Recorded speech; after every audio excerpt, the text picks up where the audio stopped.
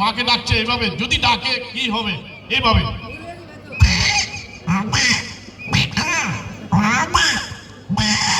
হাঁস যদি তার বাবাকে ডাকে কি হতে পারে?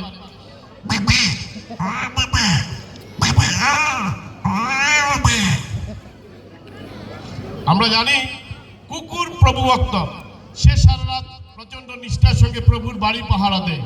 রাতে খাওয়ার পর আমরা অনেক সময় হাই তুলি, বাহ খাবারটা খুব ভালো হয়েছে।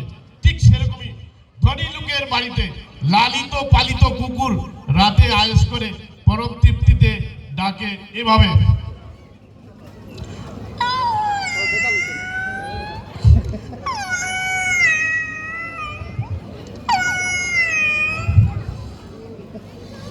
আমি আগে বলেছিলাম হাঁস যদি মানুষের মতো কথা বলতে চায় সেটা ডাকতে। এবার হাঁস আমরা জানি যে আমাদের গ্রামে বা শহরে অনেকে হাঁস প্রতিপালন করে অনেক টাকা রোজগার করেন, সরকারিভাবে অনেক সহযোগিতা করা হয়।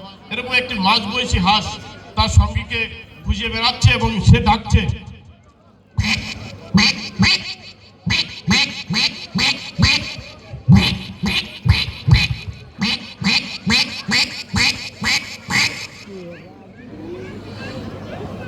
এবার আমি শোনাচ্ছি মৃত্যু পদযাত্রী শুকর কাঁধে করে বয়ে নিয়ে যাওয়া হচ্ছে। এটা আমাদের গ্রাম ত্রিপুরার পাহাড়ি অঞ্চলগুলোতে দেখা যায় যে দুটো লাঠির মধ্যে বা কিছুতে বেঁধে শুকরকে নিয়ে যাওয়া হচ্ছে এবং মৃত্যু পদযাত্রী শুকর টের পেয়ে যায় যে আমি আর বাঁচবো না, আমার মৃত্যু অবশ্যম্ভাবী। তখন সে বাঁচার জন্য কাতর আবেদন করে, শেষ পর্যন্ত যদি কেউ আমাকে বাঁচায়, কিন্তু তাকে তো আর বাঁচানো হয় না, সে ডাকছে এভাবে, কাতর আবেদন করছে কিভাবে শুনুন।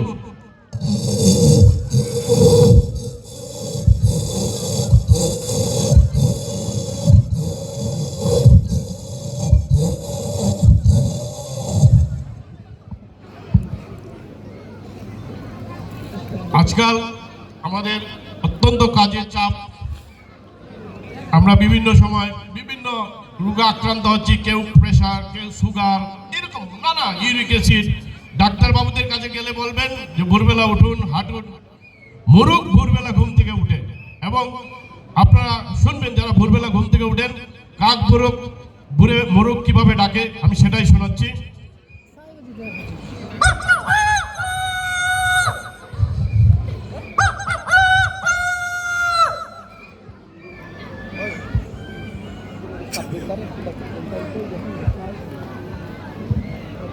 আমি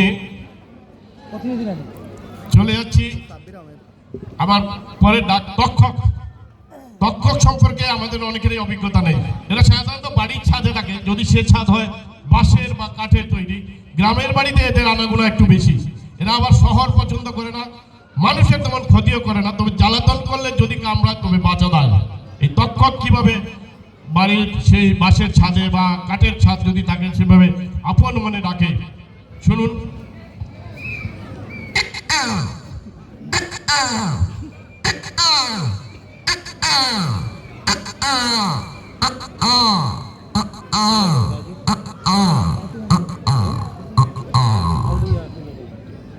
ও দাদা, ইওর পেমেন্ট হইছে নি? দেবরাজ স্যার, আমরা জানি যে মাতৃস্নেহ সব শিশুর প্রয়োজন। হতে পারে সে গৃহপালিত কোনো পশু বা জন্তু। মায়ের আদর এবং দুধের জন্য বাছুর তার মাকে ডাকছে এভাবে। তো এটা তোমার সিরিজ আই বুঝছো, আমি আইছে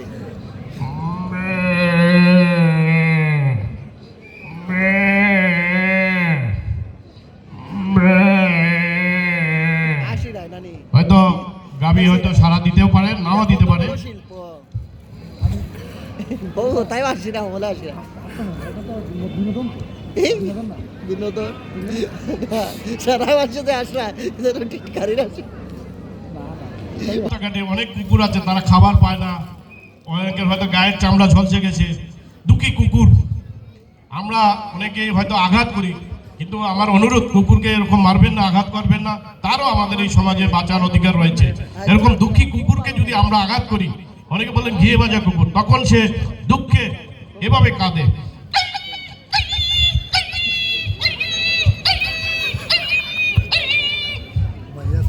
আমি চা লৈ যাওঁ ওনামাতে গা ঘুরি আইছে চাই আমি এবার শোনাচ্ছি আপনাদেরকে যে খাবার তো সবারই প্রয়োজন, পশু পাখি থেকে শুরু করে এই পৃথিবীতে যারাই বেঁচে আছেন সবারই খাবার প্রয়োজন।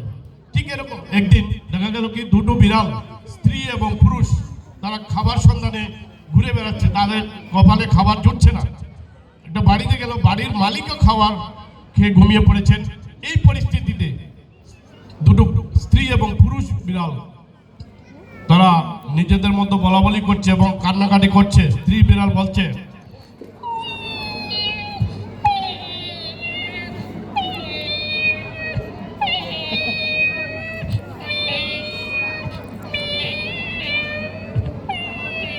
এবার পুরুষ বিড়াল বলছে,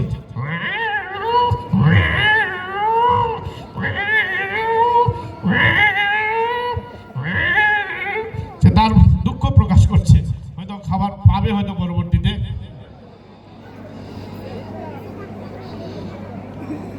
আমরা জানি যে এটা আমরা অনেকেই দেখেছি যে ভূমিকম্পের আগ মুহূর্তে ইঁদুর গর্তের ভেতর থেকে বেরিয়ে আসে। বন্যা, খরা, মহামারী ইত্যাদির আগাম জানান পশু পাখিরাও দিতে পারে। অনেক সময় দেখবেন যে রাতে 1টা 2টোর সময় কুকুর ডাকে, এটাকে আমরা কুকুরের অশুভ ডাক বলি। এরকম ডাক শুনলে অনেকেই বলেন যে হয়তো কোনো বিপদ আসতে পারে। কিভাবে ওরা রাতে ডাকে, আমাদের একটা সতর্ক বার্তা দেয় এইভাবে,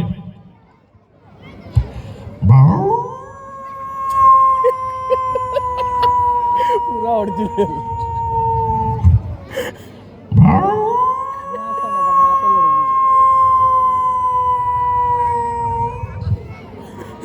আমি আরেকটা ডাক শোনাচ্ছি। অনেকদিন পর যদি আমাদের মধ্যে দেখা হয়, বন্ধু বান্ধবদের মধ্যে দেখা হয়, আমরা কুশল বিনিময় করি, ভাই কেমন আছো, আমি তো ভালো।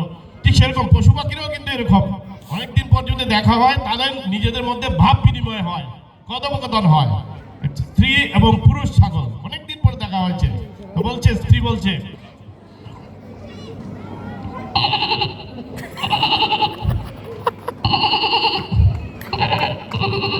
এবার পুরুষ তাকে বলছে,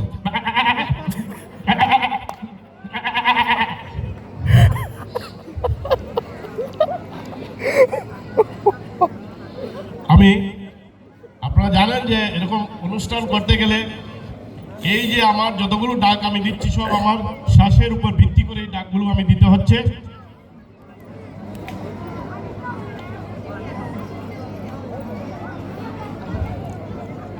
দেখবেন বড় বড় চিড়িয়াখানাতে নোটিশ টাঙানো থাকে, ডোন্ট টিজ অ্যানিমেল, পশু পাখিদের বিরক্ত করবেন না, এরকম অনেক কিছু থাকে। কিন্তু ইচ্ছে করে আমরা অনেক সময় একটা ঢিলও মারি, দেখি যে কি করে। চিড়িয়াখানাতে এরকম খাঁচার ভিতর যে বাঘ থাকে, তাকে অনেক সময় আমরা যদি ইচ্ছে করে উত্ত্যক্ত করি বা আঘাত করার চেষ্টা করি, তখন কিন্তু সে রাগে চেঁচিয়ে উঠে এবং সে এভাবে ডাকতে থাকে।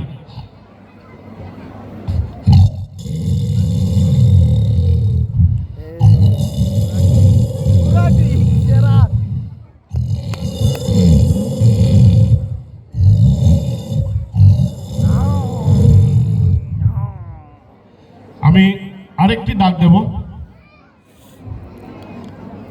ঝগড়াঝাটি আমাদের সংসারের নিত্য নৈমিত্তিক ব্যাপার, ভাই ভাই ঝগড়া, সীমানা নিয়ে ঝগড়া প্রায়ই লেগে থাকে আমাদের, এটা আমাদের নিত্য নৈমিত্তিক ব্যাপার।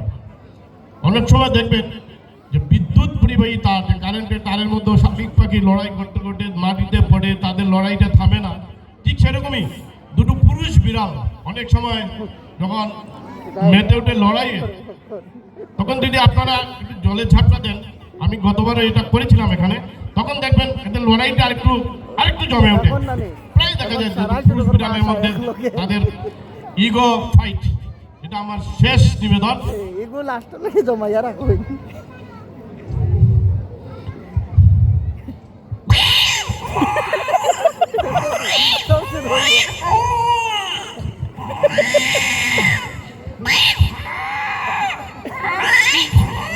মুখটারে কিতা করে দেখতো, কিয় করছ না?